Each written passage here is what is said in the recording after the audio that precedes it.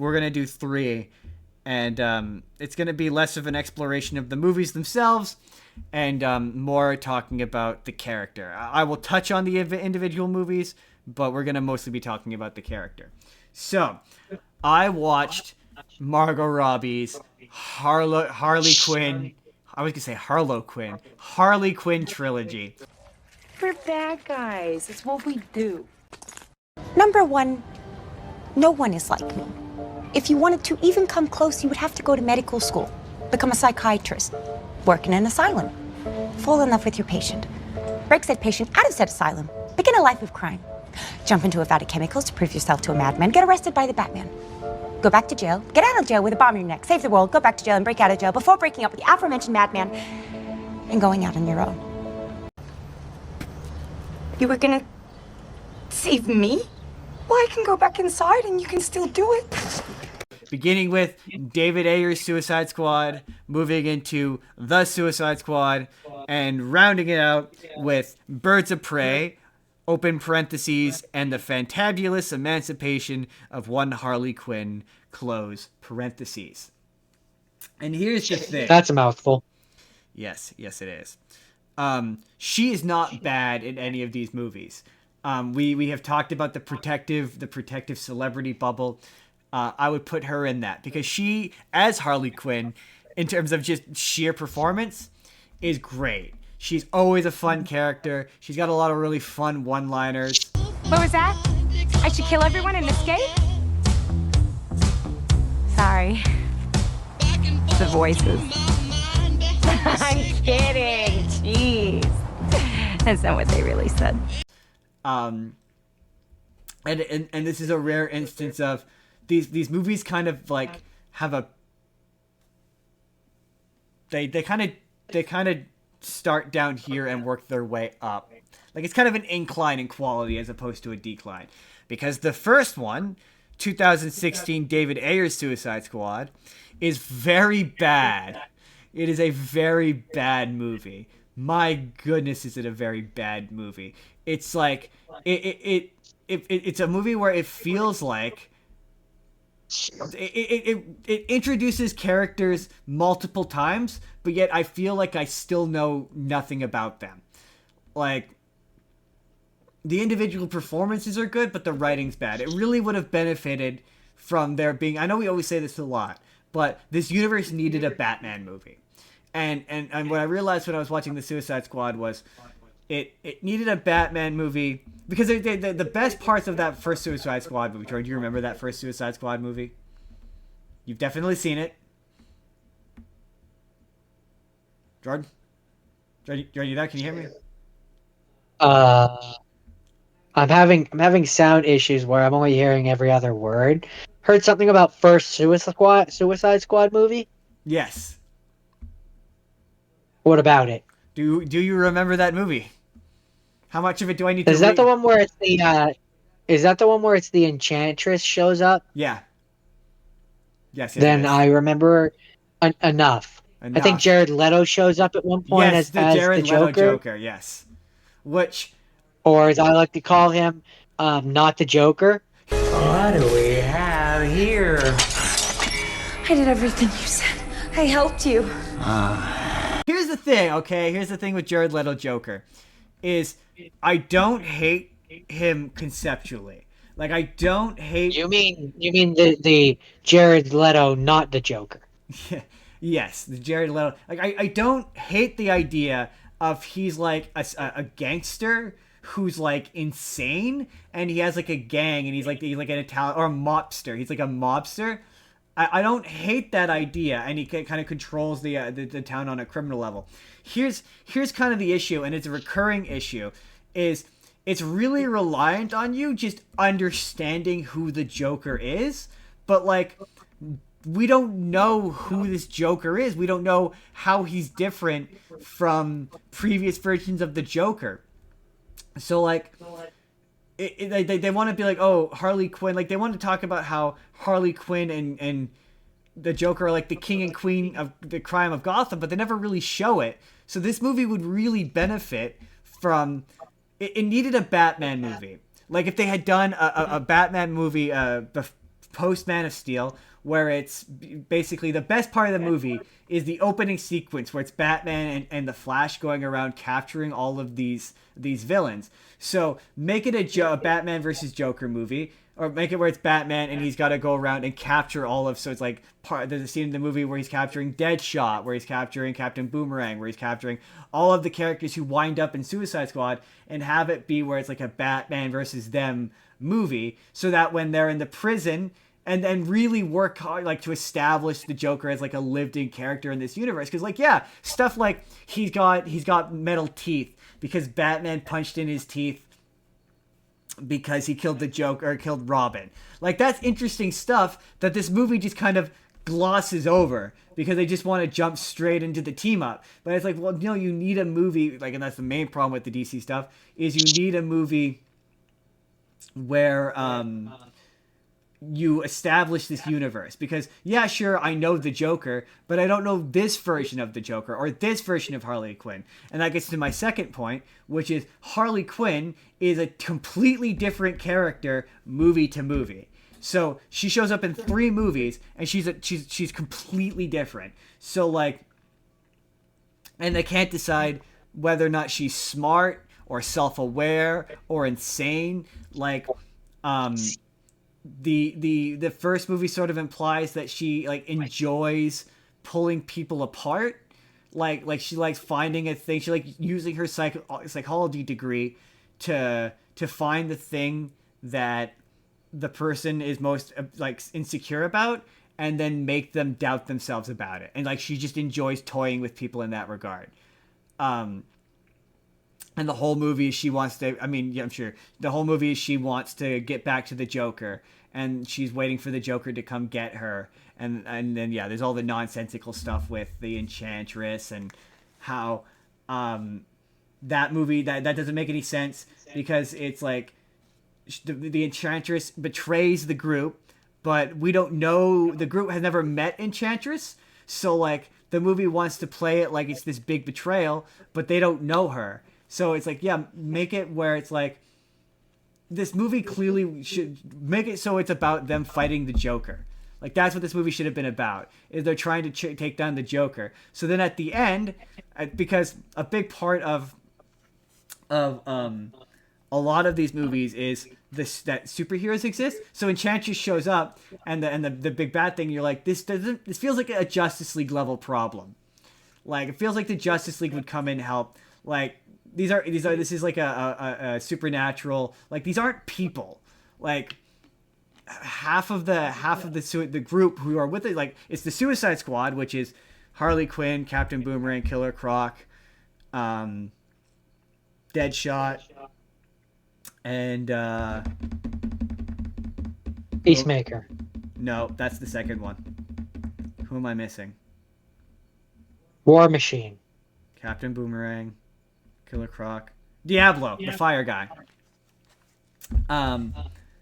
They're there with a bunch of soldiers, and it's like 2/3 of these guys just use guns. What is Harley Quinn with her baseball bat and her bejeweled handguns doing that this trained soldier isn't doing?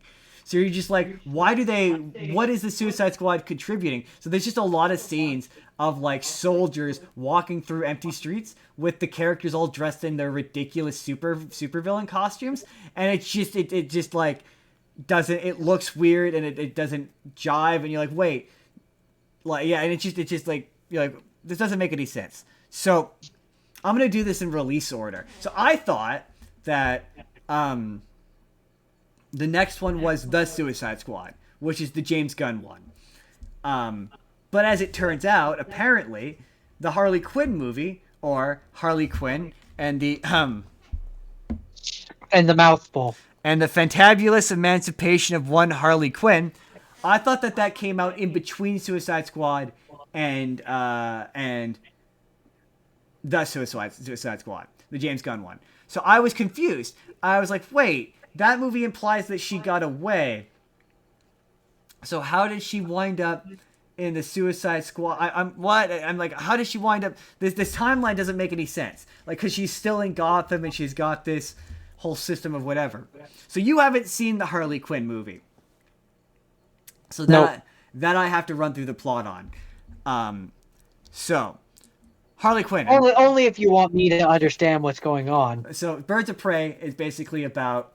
It takes place after the Suicide Squad. So it takes place like 6 months after the Suicide Squad, and the Joker and Harley Quinn. After the first one. The first one, and so the Joker and Harley Quinn have broken up, and as a result, all of the criminals. She's no longer being protected by the Joker, and so all of the criminals in Gotham are now after her, and she is looking for.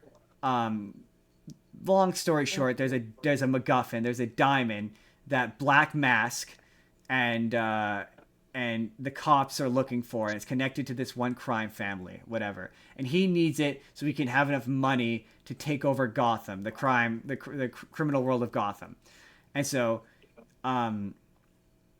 he goes after Harley Quinn, who he thinks has it, and she offers her services as like a bounty hunter or whatever, a mercenary, to go track down this diamond, who has been picked up by a pickpocket, Cassandra Cain. And basically turns out that she's eaten the diamond, she swallowed the diamond, and Harley is taking care of her, while also we're introduced to the various birds of prey. So Black Canary, Huntress, and Black Cat.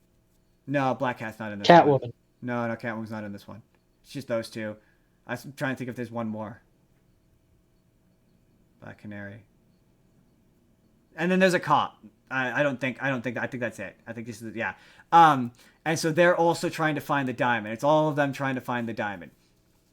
And it's frustrating because the character that at one point there was going to be a Harley Quinn Joker movie, where it was going to be a Harley Quinn versus the Joker movie. And this is very clearly the skeleton of what that was, because the character of Black Mask is just the Joker, or certainly Ian McGregor, who's playing him, thinks he's the Joker, so he's like playing him as the Joker.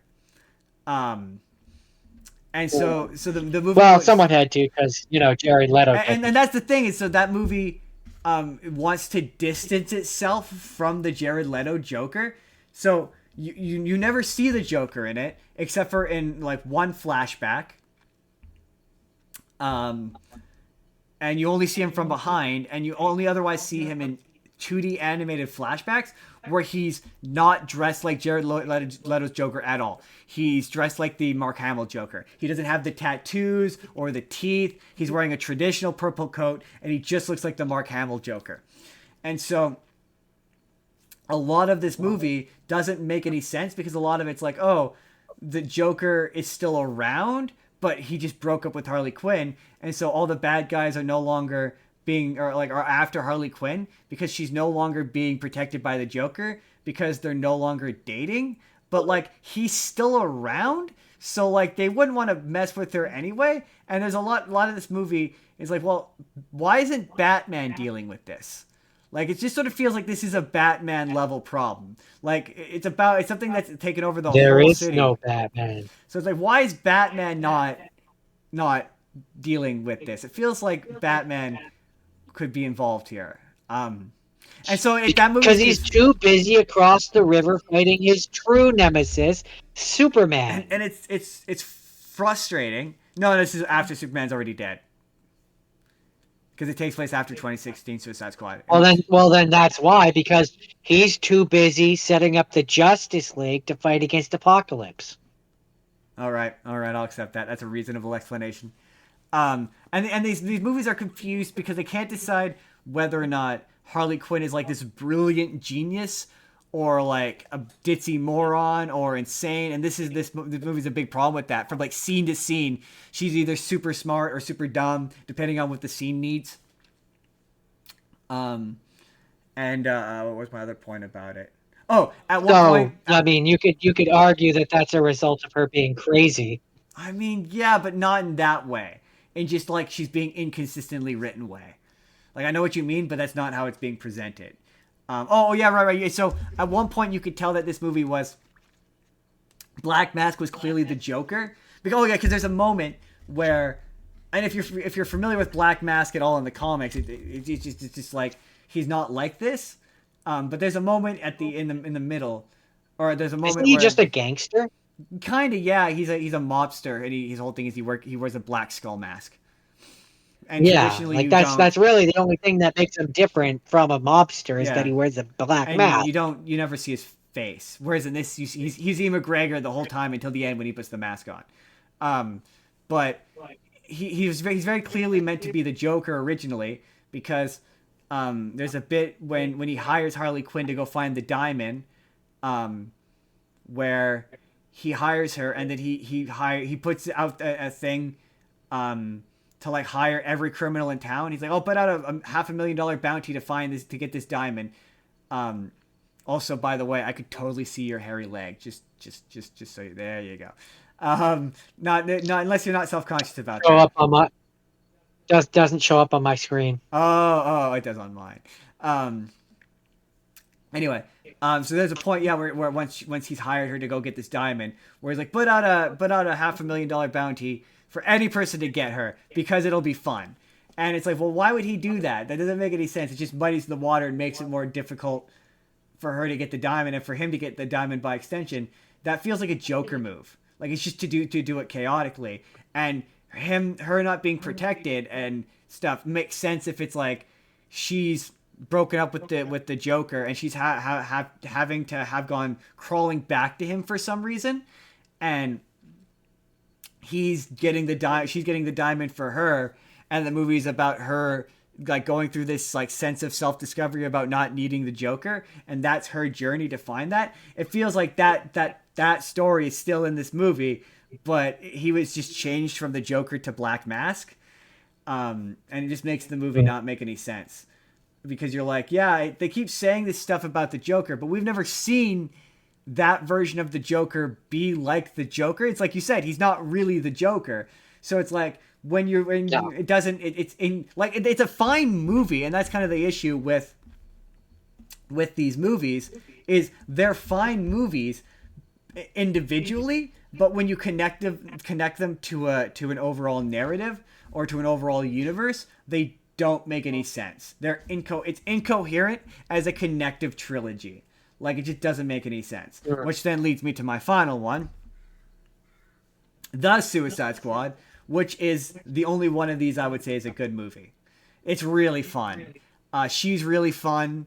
And the other thing that's interesting about this is as these movies go on, like, in the first one, she's got, like, this really, like, noticeable face tattoo on her face that's like really pronounced, and as those movies go on they like de-emphasize them.